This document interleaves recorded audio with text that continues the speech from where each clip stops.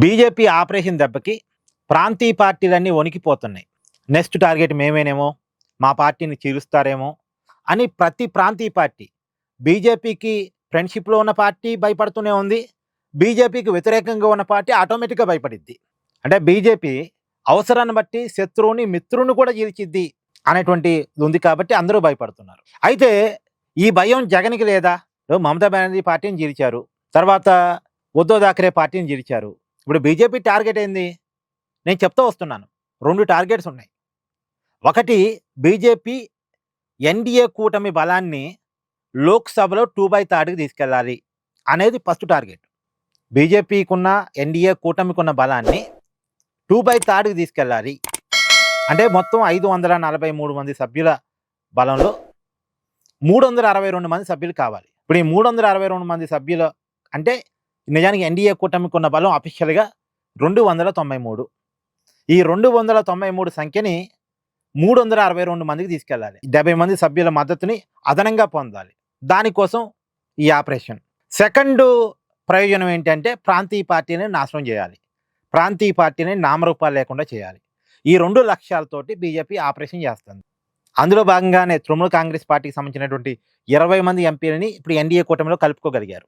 అలాగే శివసేన పార్టీ, ఉద్ధవ్ శివసేన పార్టీకి సంబంధించిన 6 ఎంపీలని ఎన్‌డీఏ కూటమిలోకి లాగగలిగారు.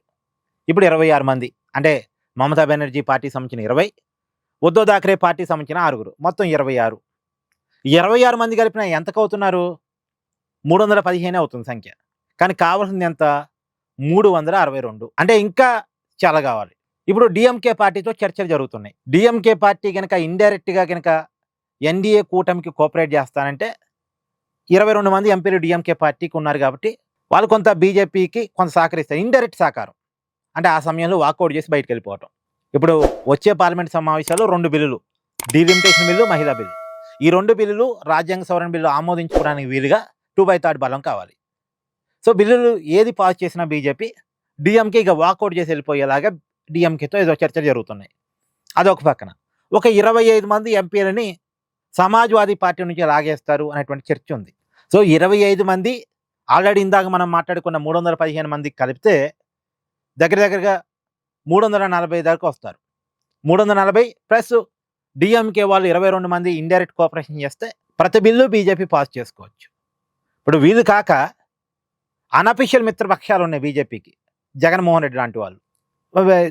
జగన్మోహన్ రెడ్డికి 9 ఎంపీలు ఉన్నారు. ఎక్కడ ఓటేయమంటే అక్కడ ఓటేస్తారు. మోడీ, అమిత్ షా ఎక్కడ ఓటేయమంటే అక్కడ ఓటేస్తారు. వాళ్ళ పేరుకే వైసీపీ ఎంపీలు, లోక్సభలో బీజేపీ ఎంపీలే. ఇప్పుడు సహజంగా జరిగే చర్చ ఏంటంటే జగన్మోహన్ రెడ్డి పార్టీని కూడా చీలుస్తారా?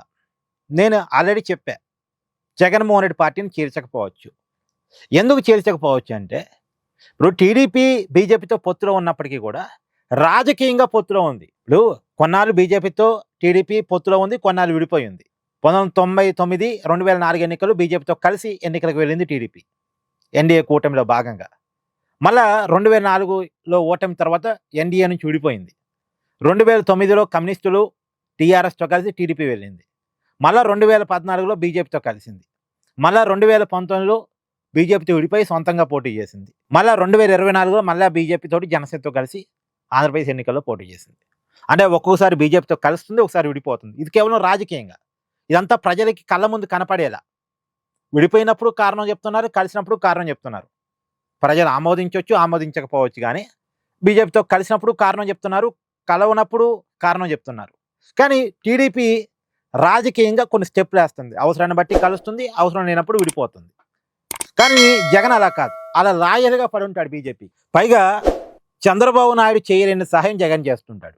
ఎలా అంటే పోయినసారి ఎన్డీఏలో మిత్రపక్షం కాకపోయినా సరే బీజేపీ పెద్దలు చెప్పినందుకు పరిమాణత్వానికి రాజ్యసభ సీట్ ఇచ్చాడు జగన్. పైగా పోయినసారి కర్ణాటక ఎలక్షన్ ఖర్చు అంతా బీజేపీకి జగనే ఫండింగ్ చేశారనేటువంటి చర్చ కూడా ఉంది. ఇది కాక పార్లమెంట్లో కోఆపరేషన్, వన్ సైడ్ కోఆపరేషన్. ఇప్పుడంటే ఎంపీలు తగ్గారు, కానీ గతంలో లోక్సభలో, రాజ్యసభలో వైసీపీ తరపున ఎమ్మెల్యేలు బలంగా ఉన్నప్పుడు కూడా బీజేపీ ఎక్కడ ఓటేయమంటే అక్కడ ఓటేశాడు జగన్మోహన్ రెడ్డి. ఇప్పటికీ ఓటేస్తాడు.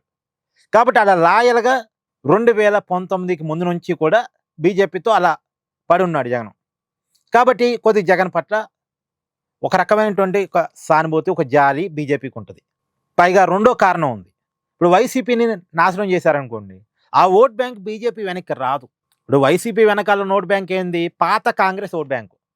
వాళ్ళు ఎక్కువ మైనార్టీలు ఉంటారు, దళితులు ఉంటారు, రెడ్డీసు వీళ్ళంతా ఉంటారు. ఈ ఓట్ బ్యాంకు బీజేపీ వెనక్కి రాదు. మళ్ళా వైసీపీ నాశనం అయితే కాంగ్రెస్ పార్టీ తిరిగి రికవరీ కావచ్చు. వాళ్ళు ఎప్పటికీ కూడా anti BJP, anti TDP vote bank. వాళ్ళంత ఈజీగా బీజేపీ వెనక్కి రారీ కారు. సో జగన్ని నాశనం చేయడం వల్ల కాంగ్రెస్ని రికవరీ చేయడం అయింది. అందుకని జగన్ జోలికి పెద్దగా బీజేపీ వెళ్ళకపోవచ్చు. ఒకవేళ బీజేపీకి కావాలి అంటే నలుగురు ఎంపీలు లోక్సభలో కానీ రాజ్యసభలో కానీ ఉన్నారు, కావాలి అంటే వాళ్ళని తీసుకునే జగనే ఇస్తాడు ఆఫర్, పెద్ద విషయం ఏం కాదు. ఎలాగైతే తెలంగాణలో అప్పుడు 3 ఎమ్మెల్యేలు 1 ఎంపీని టీఆర్ఎస్ పార్టీకి ఇచ్చేశాడో అలా ఇచ్చేస్తాడు.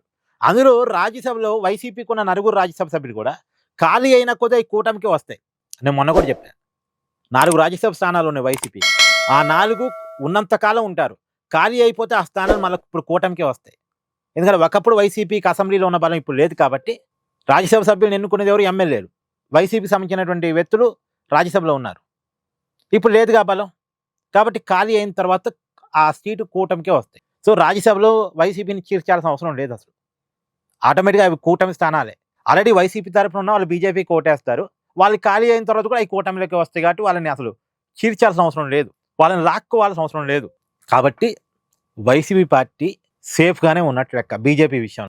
బీజేపీ ఆపరేషన్ వైసీపీ మీద ఉండకపోవచ్చు. ఇది ప్రాక్టికల్ థింగ్. ఏమంటారు? Thank you. Please do like, share and subscribe this channel.